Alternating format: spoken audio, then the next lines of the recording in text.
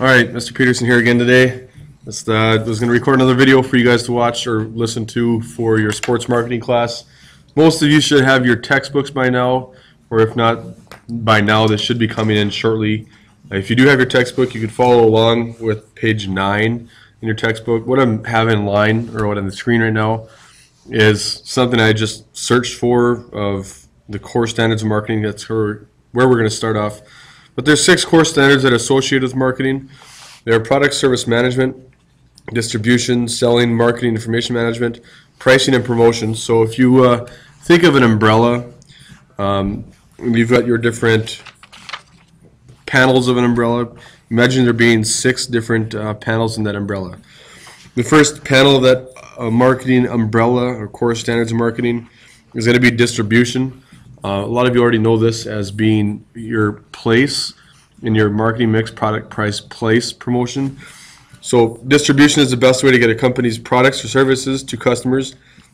Is part of the distribution function, whether it be on TV, in a brick and mortar building, or if it over the mail, or if it online. It's a way that you're going to be getting your product or your service out to your customers, of how you'll be distributing it to them. So in sports and entertainment, you got to determine the right location for an event, making tickets available through ticket sales outlets such as Ticketmaster or StubHub. For sporting goods, distribution involves getting equipment to stores where customers can buy it. So how are you going to get that product or service into your customers' hands? The next one is marketing information management.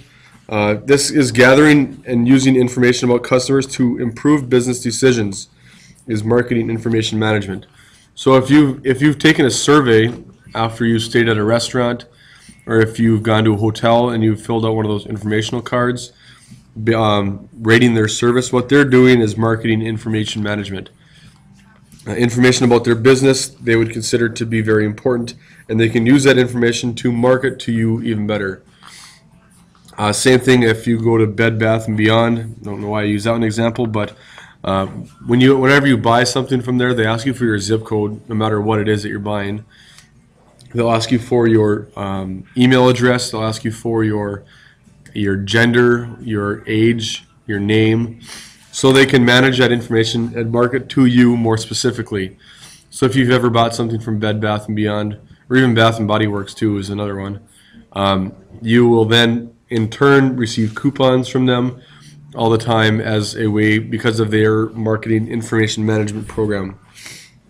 The next function of marketing is pricing, the process of establishing and communicating to customers the value of goods or service.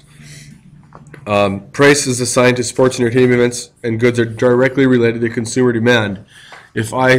Sometimes I think that I'm a rock star stuck in a teacher's body. I decide to go to be a rock star. I put on a concert. Well, in my own mind, I might think that I am just as good of a rock star as Poison or say Journey, but really I'm not that much of a rock star because, well, I'm just not a rock star. So demand for my rock star concert would not be very high, so my price would not be very high. Now say that once I become a distinguished rock superstar, I live large, then people want to go to my concerts, they want to attend my concerts. Say they book me for the North Dakota State Fair and I'm a rock star there, well then the price for my concert would then go up. So pricing is based on consumer demand. Say the Minnesota Twins right now, they are not very good. So it's easy to say that the demand for their tickets is not very high because no one wants to go see a team lose. So when demand is not very high, well then price for their tickets are not very high. Right now it seems as though the Twins can't give away tickets because no one wants to go to those games. Now in other turn, the Minnesota Vikings are 1-0, the first time that they can say they've got a better record than the Packers. So demand for the Vikings may continue to be high because their team is undefeated, which I'm sure is going to be turned a different direction next week. But pricing is directly related to the demand. Let's see, product service management, that's the next one. Is designing, developing, maintaining, improving, and acquiring products or services for the purpose of meeting customers' needs and wants. The example in the book says that Fisher-Price tests out new toys with children and parents to make sure that kids will want these toys. Same thing with success in sports and entertainment marketing depend on evaluating events and determining how well they meet consumers' needs and how events can be improved to maintain and increase sales. So if you take Jerry Jones, for example, bulldozes a ton of homes, has a new stadium. It's been developed. They've got seats that have been never used as seats before. They've got field side seats that are actually lower than the field. They've got a jumbotron that goes from the 30-yard line to the 30-yard line, which is humongous. He can sit in his box suite, center field 50-yard line, and watch the game on this jumbotron. And the characters would be real life size because it's humongous TV. That'd be like turning your entire wall of your house into a TV and watching TV there. But what they've done is they've managed their product or their service. They offer a service at the Cowboys games, and they have improved that service to being a very demanding product. They're meeting the wants and needs of their consumers.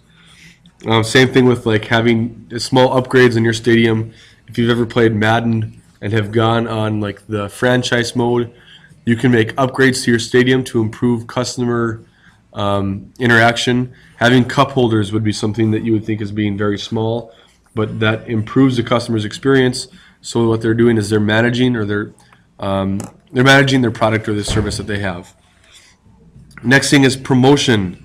Using advertising and other forms of communication to distribute information about products, services, images, and ideas to achieve a desired outcome. For example, sports fans often find coupons on the back of the ticket stubs after they attend a game. If you went to the Fighting Sioux game this weekend, they played Portland in a very close game, Portland State. On the back of those tickets provided through Ticketmaster and the Ralph Engelstad Arena box office were coupons to a gas station, Valley Dairy, and I'm pretty sure there was one to Hugo's too. I didn't really look too closely because I threw it away. But that's a form of promotion. Another thing, a form of promotion for using sports and entertainment might be to have halftime games or games as a form of promotion in between periods. If you've ever watched a Fighting Sioux hockey game, then you would see the chicken being flung across the ice into a inflatable bowling pins. That is using sports as a way to promote the Buffalo Wild Wings. Okay. Next thing is selling. Any direct or personal communication with customers to assess and satisfy their needs and wants is considered selling. So if you want to go to the UND game, their next home game, I believe, is homecoming the 22nd, I think it is, or the 29th. I'm not sure which day it is. But if you want to go and get a ticket for that game, you would then go on Ticketmaster through the Ralph Engelstad Arena box office. That is a form of promotion. That is a direct and personal communication with you that is helping you satisfy your needs and wants. If you decide to get your ticket for the game on game day, which I'm sure you could because no one goes to the Fighting Sioux football games right now anyway, you could go up to the box office. Those lovely ladies and gentlemen that you would talk to are engaging in selling because they're trying to satisfy you satisfy your want or your need of that football game. So they may be trying to get you set up with your best ticket available for your best price. Okay, so that's selling. Sorry, whoops, I forgot to change the slides. The last one that's not exactly a form of a standard of marketing, but is directly related, is very closely related, is financing.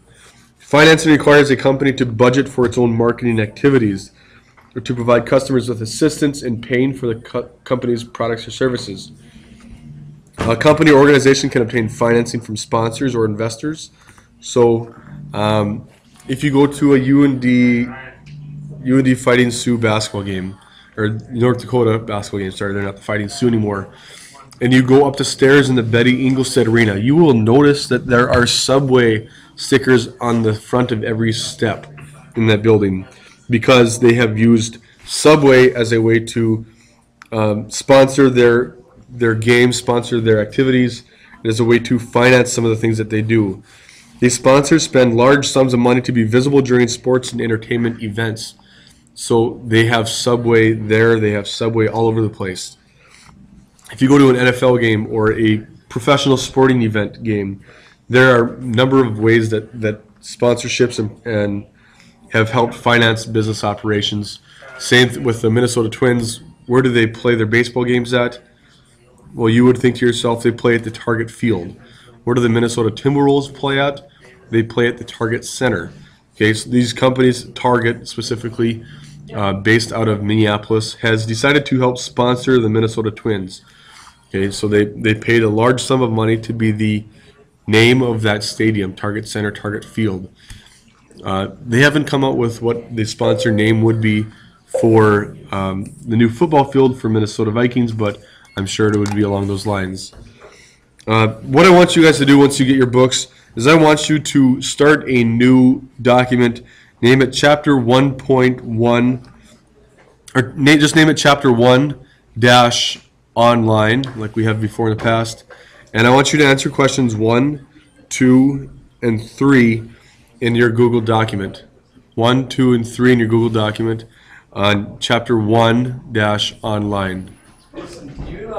Okay, so that's going to sum up the class period for the day. Make sure you do your assignments. Make sure you share it with me. Another note, when you share a document with me, please uncheck that box that says email the recipient of this document. I don't want to get 35 different emails from you students because I know that you have submitted an assignment with me because I check them every day. But Chapter 1-online, and then finish questions 1, 2, and 3. If you have any questions, feel free to email me or drop a comment in your document. For now, that'll be it. Bye.